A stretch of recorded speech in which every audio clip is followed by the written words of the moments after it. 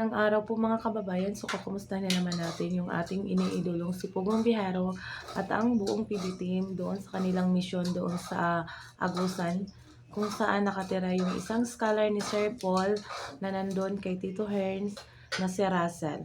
So alam na po natin yung yung pinagdadaanan nila, sobrang layo ng lugar na yon, na nakailang kain na po sila sa daan, nakailang tulog na po sila, pero pinipilit pa rin nilang mapuntahan yung isang lugar na yun kasi nandun yung mga katutubo na tinutulungan ni Sir Paul. Kahit ang sobrang hirap ng daan, ang ah, sobrang pagod na pinagdadaanan ng buong team. Pero ang saya pa rin nila tingnan kahit kumakain lang sila doon sa daan, enjoy pa rin yung lima. So nakakabilib, nakaka-inspire talaga tong grupong to. Kahit noon pa man, kahit nilalakad lang nila ng buong team yung pinupuntahan nila. So makikita mo talaga yung ni Sir Paul sa pagtulong ba, yung inspirasyon niya sa pagtulong sa mga tao. Yung pagbigay lang niya ng pera parang walang kwenta, siya pa yung nagpapasalamat sa binibigyan niya ng pera. Siya yung nagbibigay pero siya yung nagpapasalamat. So 'di ba ang sobrang bait talaga ni Sir Paul. So nagpapasalamat yung mga katutubo sa kanya. Lalong-lalo na yung matanda, yung kuba.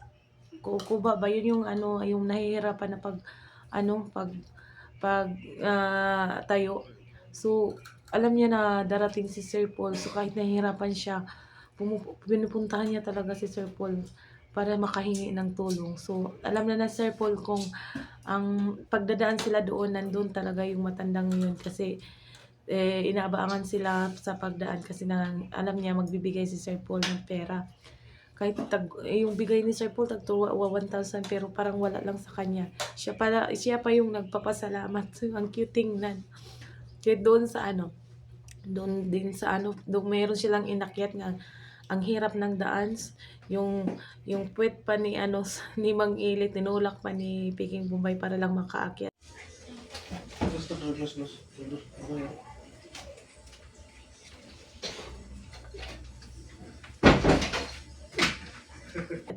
So, sobrang mga hirap na mga dinadaanan, parang wala lang kay Sir Paul.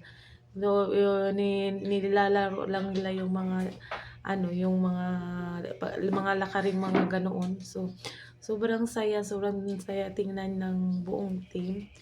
Lalong-lalo na yung bumaba si Sir Paul doon sa sa tubig para maghilamos, pero yung iniigiban pala ng mga katutubo is sobrang liit na lang ng tubig. So hindi, walang kaarte-arte talaga ng katawan nitong si Sir Paul natin. Kahit hindi gaano malinaw yung tubig, gumawa pa talaga siya ng paraan para maging malinis. Nilalagyan pa talaga niya ng mga bato-bato para sila makapag ng naayos na tubig kasi ay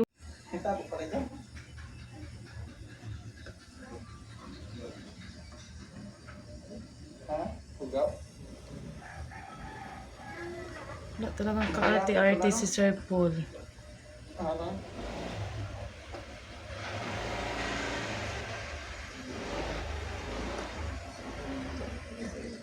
Yung mga bato na. Kiri mo.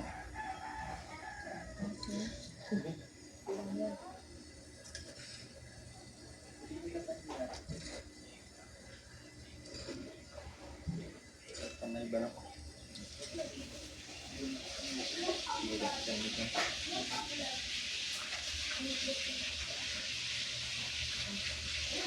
Ilan ba sana din sa ilog ba? Sa ilog sana sa ba?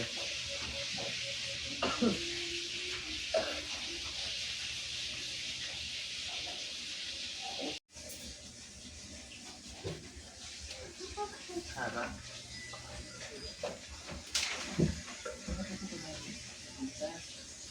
Para mapilter.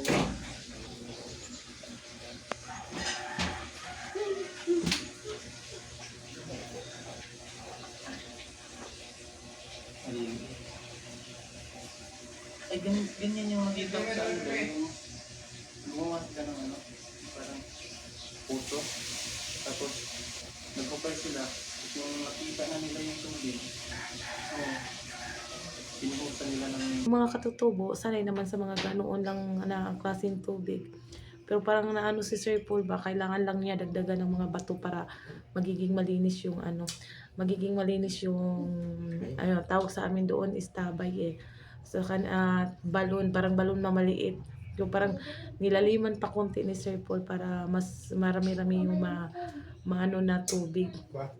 So nakakabilib talaga itong si Sir Paul sa sobrang ano, sobrang hirap na parang wala lang sa kanya. Wala lang talaga sa kanya, nag-e-enjoy patuloy.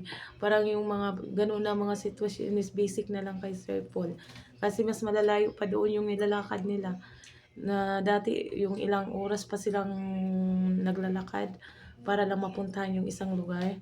So ngayon mas mabuti na yung doon pagpunta nila doon sa Agusan, parang meron naman silang sasakyan, meron silang nilalakad pero hindi naman malalayo kasi nasa baba daan, meron ng kalsada. So hindi na masyadong mahirap kasi yung mga ibang katutubo pala lumipat na yung mga tirahan nila diyan sa ano sa may highway kung saan may mga kasada para siguro yung mga produkto nila galing bundok hindi sila mahihirapan ba sa pag-deliver. Gano'n naman talaga para pag may mga kalsada talagang dumadaan mga market road.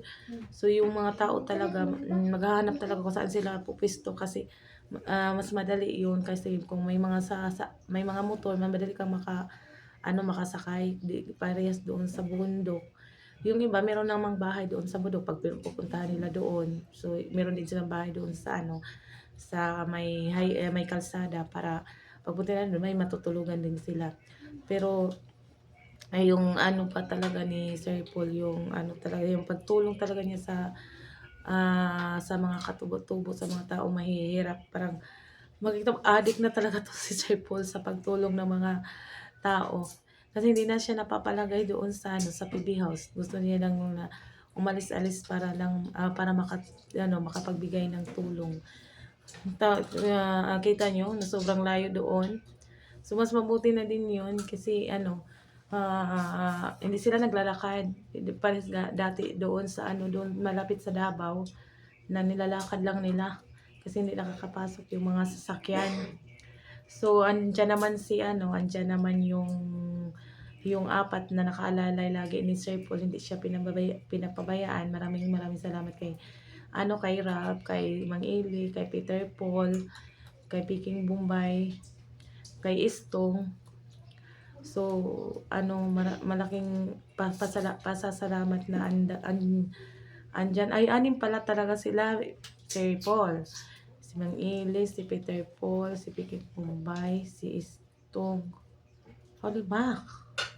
Oo. So, yun ang inaabangan namin lagi. Yan yung nagpapa-inspire sa amin sa araw-araw. Yung makita kami sa mga taong humingiti dahil sa mga naibigay ni Sir Paul sa kanila. Sa sobrang saya, sa sobrang makikita mo talaga sa pagmumukha nila nga nagpapasalamat sila na napuntahan sila ni Sir Paul kahit ang lalayo na nila. Tapos yung estado pa nila ng pamumuhay, sobrang hirap. So kung hindi talaga magsikap para mabuhay, wala talaga mangyayari. So ang laking pera na nila pag mabigyan na sila ng 1,000, 1,000. So yung ibang mga katutubo hindi nila alam yung kung ganoong kalaking pera. Pero mas mabuti na lang yun nakapag-aral na yung mga bata, alam na nila kung magkano yung pera na ibinibigay ni Sir Paul dati. Meron talaga doon dati na binigay si Sir Paul pero hindi talaga alam kung anong pera yun. So meron talagang taong ganun kasi hindi naman talaga sila nakakahawak talaga ng malalaking pera kasi nandun lang talaga sila lagi sa bundok. Sanay sila sa pagkaing mais, kamuti. Yan yung laging kinakain doon sa bundok. So hindi sila naghahangad siguro ng mas magandang buhay kasi nasanay na sila doon sa mga ganoong pamumuhay. Kaya binago ni Sir Paul yung mga mga pananaw. Kaya yung iba tinutulungan talaga ni Sir Paul pag may nakikita ni Sir Paul yung bata na may sa pag-aaral, may opportunity. So yun, talaga niya, binibigyan talaga niya ng scholarship pag makita ni Sir Paul na itong batang to may patutunguhan. So walang atubili, tinutulungan talaga niya. Na yung ano, so ilang scholar na ba na yung natulungan ni Sir Paul. Pati si Irene, si Badiday, may mga asawa na nga yung mga taong yun, tinutulungan pa rin niya.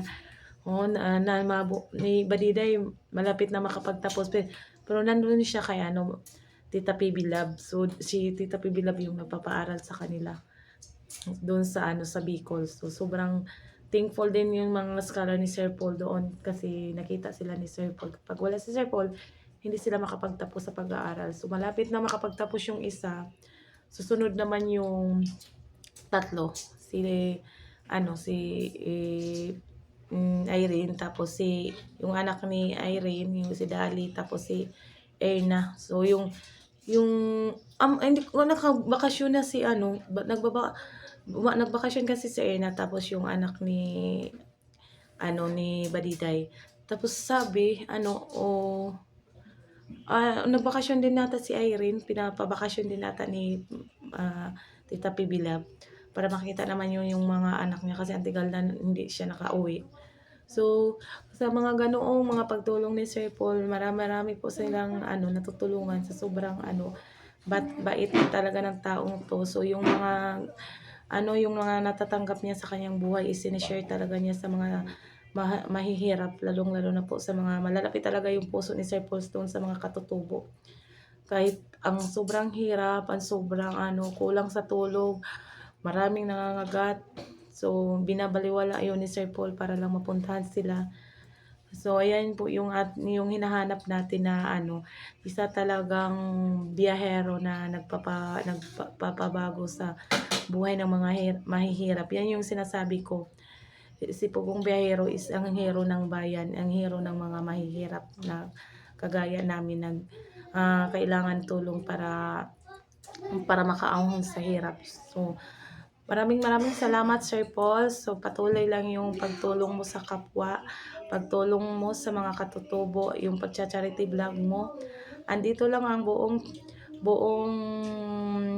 fans mo, buong Pugong Biyahero fanatic para suportahan ka at ang buong PB team nga dito lang kami nakasuporta sa inyong lahat.